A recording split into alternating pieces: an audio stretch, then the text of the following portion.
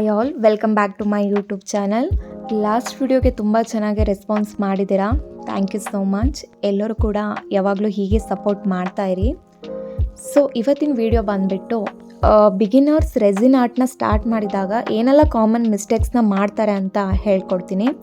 ನಿಮಗೆಲ್ಲರಿಗೂ ಗೊತ್ತಿರೋ ಥರ ರೆಸಿನ್ ಆರ್ಟ್ ತುಂಬ ಟ್ರೆಂಡಿಂಗಲ್ಲಿರೋ ಆರ್ಟ್. ಇದನ್ನು ಮಾಡೋದು ಈಸಿನೇ, ಯಾರು ಬೇಕಾದರೂ ಕೂಡ ಮಾಡ್ಬೋದು. ಬಟ್ ಕೆಲವೊಂದು ಕಾಮನ್ ಮಿಸ್ಟೇಕ್ಸ್ನ ಮಾಡ್ತಾರೆ ಬಿಗಿನರ್ಸ್ ಸ್ಟಾರ್ಟ್ ಮಾಡಿದಾಗ. ಮೋಸ್ಟ್ ಕಾಮನ್ ಮಿಸ್ಟೇಕ್ ಬಂದುಬಿಟ್ಟು ರೆಸಿನ್ ಮಿಕ್ಸಿಂಗ್. ಸೊ ಯಾವುದೇ ರೆಸಿನ್ ಆರ್ಟ್ನ ನೀವು ಸ್ಟಾರ್ಟ್ ಮಾಡಿದಾಗ ಮೋಸ್ಟ್ ಇಂಪಾರ್ಟೆಂಟ್ ಅಂದರೆ ಮಿಕ್ಸಿಂಗ್. ನೀವು ಮಿಕ್ಸಿಂಗ್ನ ಕರೆಕ್ಟಾಗಿ ಮಾಡದೇ ಇದ್ದರೆ ನಿಮ್ಮ ಆರ್ಟ್ ಕರೆಕ್ಟಾಗಿ ಬರೋಲ್ಲ.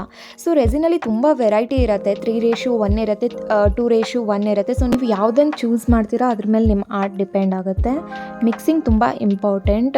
ಕರೆಕ್ಟಾಗಿ ಮಿಕ್ಸ್ ಮಾಡಿ. ಮಿಕ್ಸ್ ಮಾಡದೇ ಇದ್ದರೆ ನಿಮ್ಮ ಆರ್ಟ್ ಕೂಡ ಕರೆಕ್ಟಾಗಿ ಬರೋಲ್ಲ. ಇನ್ನೊಂದು, ಮಿಕ್ಸಿಂಗ್ ಮಾಡ್ತಾ ಎಷ್ಟು ಸಮಯ ನೀವು ಅದನ್ನು ಮಿಕ್ಸ್ ಮಾಡ್ತೀರಾ ಅನ್ನೋದು ಕೂಡ ಇಂಪಾರ್ಟೆಂಟ್ ಆಗುತ್ತೆ.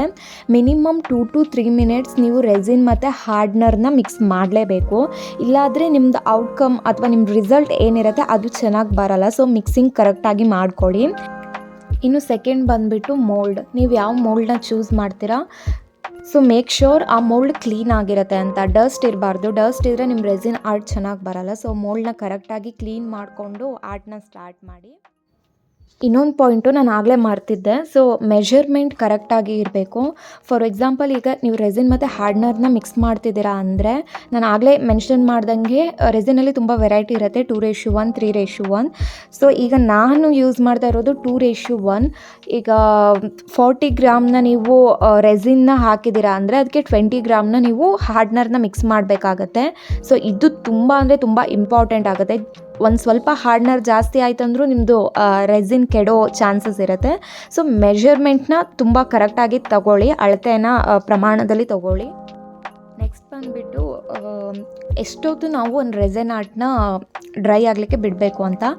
ಯಾವುದೇ ರೆಸಿನ್ ಆರ್ಟ್ ಆದರೂ ಅದು ಕಂಪ್ಲೀಟಾಗಿ ಡ್ರೈ ಆಗಲಿಕ್ಕೆ 24 hours ಬೇಕು. ಸೊ 24 hours ಮುಂಚೆ ಅದನ್ನು ರಿಮೂವ್ ಮಾಡಲಿಕ್ಕೆ ಹೋಗಬೇಡಿ. ಬಿಕಾಸ್ ಕೆಲವೊಂದು ಟೈಮಲ್ಲಿ ಅದು ಕೆಟ್ಟೋಗೋ ಚಾನ್ಸಸ್ ಕೂಡ ಇರುತ್ತೆ.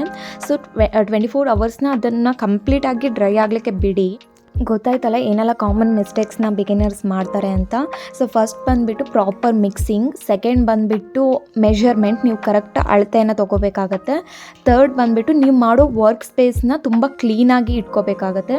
ಫೋರ್ತ್ ಬಂದುಬಿಟ್ಟು ಅದನ್ನು 24 hours ನೀವು ಕಂಪ್ಲೀಟಾಗಿ ಡ್ರೈ ಆಗಲಿಕ್ಕೆ ಬಿಡಬೇಕು. ಸೊ ಇಷ್ಟು ಪಾಯಿಂಟ್ನ ನಿಮ್ಮ ತಲೆಯಲ್ಲಿ ಇಟ್ಕೊಂಡು ನೀವು ರೆಸಿನ್ ಆರ್ಟ್ನ ಮಾಡಿ, ನೀವು ಕೂಡ ಗುಡ್ ರಿಸಲ್ಟ್ನ ನೋಡ್ತೀರಾ.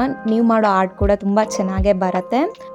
ಐ ಹೋಪ್ ಈ ವಿಡಿಯೋದಿಂದ ನಿಮಗೆ ಸ್ವಲ್ಪನಾದರೂ ಇನ್ಫಾರ್ಮೇಷನ್ ಸಿಗುತ್ತೆ ಆ್ಯಂಡ್ ಬಿಗಿನರ್ಸಿಗೆ ಇದು ಹೆಲ್ಪ್ ಆಗುತ್ತೆ ಅಂತ ನಾನು ಅಂದ್ಕೊತೀನಿ.